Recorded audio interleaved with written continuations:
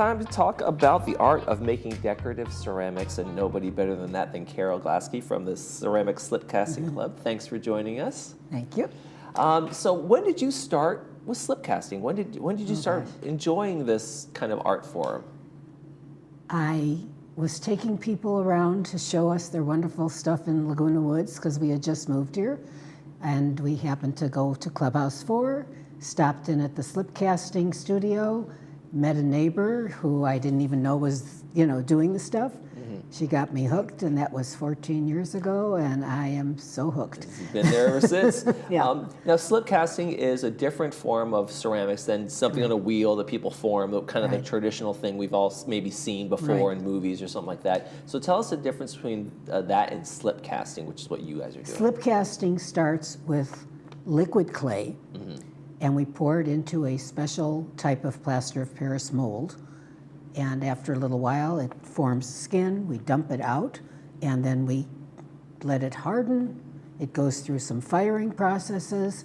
We can paint it. When we say paint, it's not really paint. It's colored clay that we put on it, and we glaze it. And everyone is really using slipcasting pieces all the time because your cup, dishes, pitchers, anything, creamers, things like that, those are all really slipcast. They're commercial slipcast. My ceramic cup right there was slipcast at one point. Absolutely. It started out with liquid clay. It's amazing. And so what do you think is the thing you enjoy most about doing this work and kind of like making these forms that you've made here? There's two things, and they're really equal.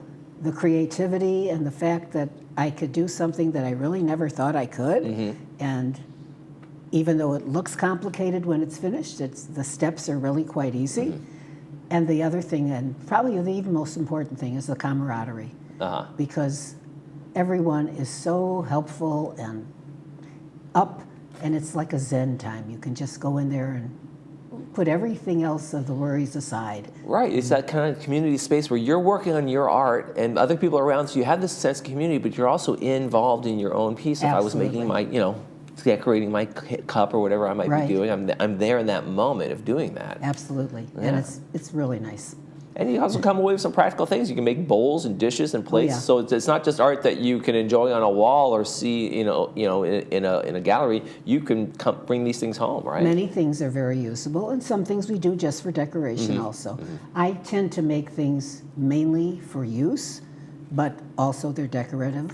But occasionally I'll make just a decorative piece where I can hang it on a wall, or I have several pieces in the patio, in the garden, All right, well, let's see some of these pieces. Let's hold some of these up. These are some nice works here. This is a plate, and it just, it started out just as a plain white plate, and after different firings and different pieces and coloring, it ended up, I think, pretty nice. I was very happy with how it turned out. Yeah, it's really cool. And one of the things, you're never quite sure how it's going to come out until the final firing. So when that comes out, it's like, yes, okay, good. We got a turtle here. This little guy is actually a box. Okay. So you can put little goodies in it, little pieces of jewelry or whatever you wanted. And this was lots and lots of fun. That seems like a good one for the grandkids too. Oh, we have so many things for the grandkids. You make a lot of presents, I'm guessing. Lots of presents. In fact, Grandma has Easter presents for us. I have 6 great-grandchildren. At the time that I was making the presents, I had 5 because one just came. And each one of them has their own very personalized pumpkin with their name actually carved into the pumpkin. See, that's pretty neat. And that's so Halloween is going to be Remember Grandma. And that's one of those things that can be really cherished and you can have that for years and years. I hope so. And then this piece is also usable. It's a vase, but it has all different kinds of techniques on it. And stuff, so. And it almost has like an ancient pottery kind of feel to it because you have the jagged opening like that, like it's some sort of antique kind of thing going on there. Correct. And there's all different ways of doing that, and they're really quite simple to do. Okay. Did you paint those flowers on there, or was that a part of a stencil? The black is a stencil. Okay. I was going to say, that's amazing. The colors are not the stencil. Terrific. Okay, so I put the colors in. But we have these stencils that they're called transfers. And we transfer them over, and then And then you can Fill add 'em your in. own flair to it, whatever Oh, the colors, absolutely. and maybe add a little. Correct, yeah, because I can't draw. And that's what I was going to ask you. Do you need to be an artist to be able to do this? No. Okay. I was a teacher for many years. I used an overhead projector, and my students used to laugh at my stick figures. How dare they? Okay, if someone wants to get into this and kind of do an intro class or something Right. like that, are there emeritus classes, or do you guys hold your own classes, or a We little bit of have both? emeritus classes. We have, there's four emeritus classes. Okay. However, we also teach we have classes for residents. I'm actually been teaching them for the last 3-4 years now. Okay. And we have somebody else that's going to kind of step in and take over, not take over, but we're going to share the spot of teaching. And it's free to the residents. All we ask is that they have to buy a starter kit, which at the moment is $65. Of course, with prices, we're never quite sure what it's going to be. But it's definitely not a huge investment.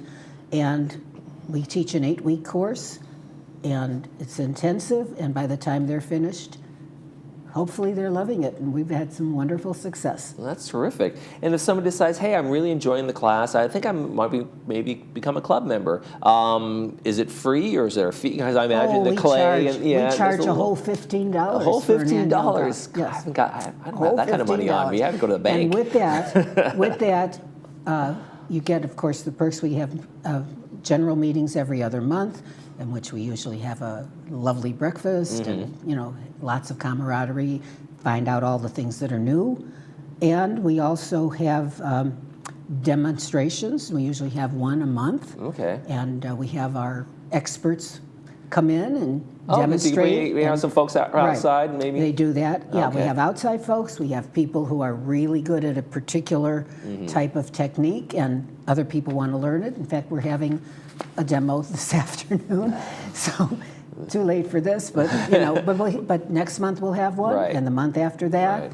So it's really, really nice. And you have a paint-a-piece coming up on the Yes. 26th of April we want to talk about. Yes, we did this for the very first time last fall. It was a huge success. We have people, what we do is we get bisque, which is already a piece that's been fired. It's white. So imagine your cup just plain white without any glaze or anything on it. And we have, I think there's like 10 pieces or so to choose from this time. And for $25, they can come in, do that. We'll provide all the paints, all the brushes, all that stuff, and then we'll finish it up, fire it for them, and they'll have their lovely piece finished. Okay. And it's been very successful. This that's is going gonna to be be on April 26th, Saturday, which April is a 26th. Saturday. We're going to have 2 sessions. And it'll be at the usual clubhouse where you guys do the It's going to be slipcasting? right in the studio. We need to do it in the studio.